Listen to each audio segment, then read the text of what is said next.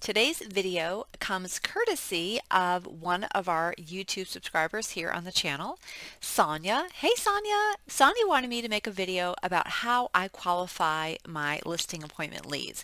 What do I do to determine whether or not it makes sense to go out there and meet with them? And I thought that was an excellent question, so thank you so much for wanting me to make this video and requesting it. If you have any other topics that you want me to talk about, please drop a comment down below. I'm happy to do that. It's great to get ideas from people that are watching the video, so that helps me know what I need to cover as you're learning and I'm learning and we're learning together. And I just kind of want to preface this by saying I feel like it really helps that I have a little stream of income coming in right now other than real estate. I have a very small part-time job that I took on a few months ago that really takes the edge off when you're a new real estate agent and you're walking into the world of 100% commission. You don't earn any money unless you close a deal.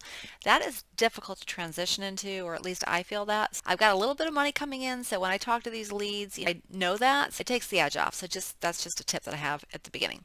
The very first thing I look at is location. When you buy your leads, you can set the parameters as to where you want the leads to come from.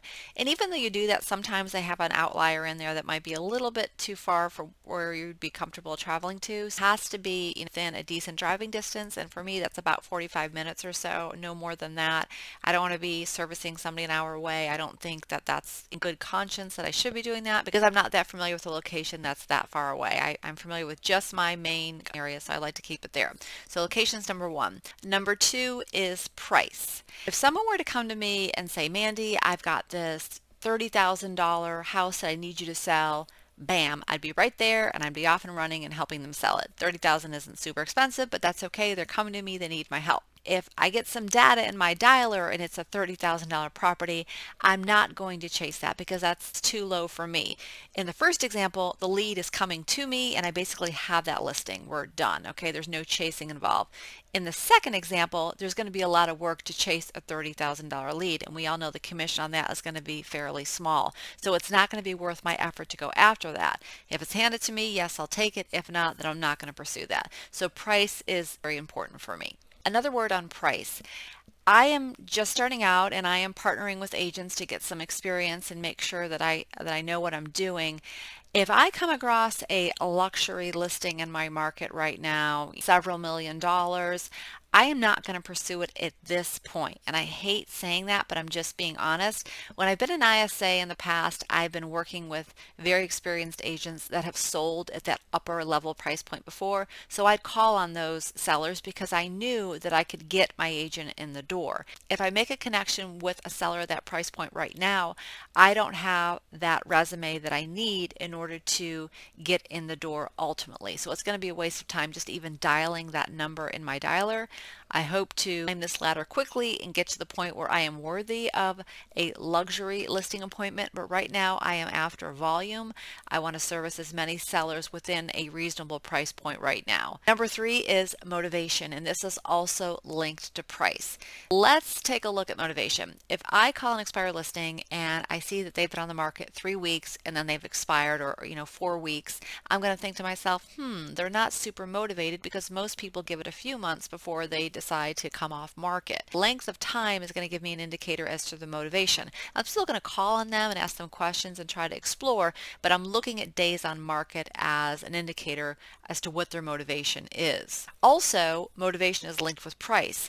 If I come across a property that is several $100,000 more than where it should be and it comes off market, I'm going to be like, okay, wait a minute. They're just trying to hit a home run, but they're not being reasonable with the markets. If I see a seller like that, that's a make me move kind of seller. Somebody who, yeah, we'll move if you give me this huge offer, and that's not going to be reasonable. And I don't want to waste my time with sellers that are not reasonable. It's got to make sense because time equals money. I want to be selective about who I partner with. I want motivated sellers that are reasonable about what the market is offering right now. And if they're super unreasonable, it just doesn't make sense, and I don't want to waste my time because I'm probably not going to get any cash for that time. Another motivation indicator is when you come across somebody that maybe bought the house 2 months ago and now they're back on the market and they haven't done anything. You can compare the photos from when it was previously listed to the current listing, and you're like, okay, what has changed here? And they've jacked the price up a couple $100,000 or whatever amount. You're like, wait a minute, you're not serious. Look at the history of the listing. It will provide you with a lot of clues, a lot of intel before you even say hello to that seller. Number 4, is the property tenant occupied? This is a big one for me for 2 reasons. If the property has a tenant in there, that means that the seller's carrying costs, their mortgage, their insurance, their taxes, are most likely being covered in full by the tenant. So the seller is not as motivated to sell as they would be if they had to transfer those carrying costs to a buyer, right? They're being taken care of right now by that tenant. The other part of that is access. When you have a tenant in a home, it's going to be more challenging to arrange showings because now you've got to juggle another schedule, the tenant schedule with the buyer schedule. Those are things that I definitely think about when I'm going to meet with a seller. I might ask them, oh, okay, I see you've got a tenant in there. When does that lease end? You might be better off meeting with a tenant occupied property when the lease is winding down. That makes more sense. But if it's just started, I don't know that I want to take out a listing with a tenant in there. Time equals money. That is something that you really learn when you are commission only. And the last one that I have for you today is an app that we get courtesy of our local MLS. It's part of our MLS dues, and it's called Forewarn. I love this app because you can enter in a phone number into the app and it can tell you whether or not somebody has a criminal background. You might be able to enter in their name and address as well. I've used it with the phone number and it's worked that way, but it's a great app, again, covered with the MLS dues, and you can determine whether or not you feel safe going to meet with them. So these are just some of the guidelines that I use. A lot of times they're interwoven. I might use a few together on a call. Not absolutes. You really have to evaluate every opportunity independently. But I definitely catch myself using these a lot as I evaluate the overall opportunity. I hope you guys have found this video to be helpful. If so, please leave me a thumbs up down below, and I will see you on the next one.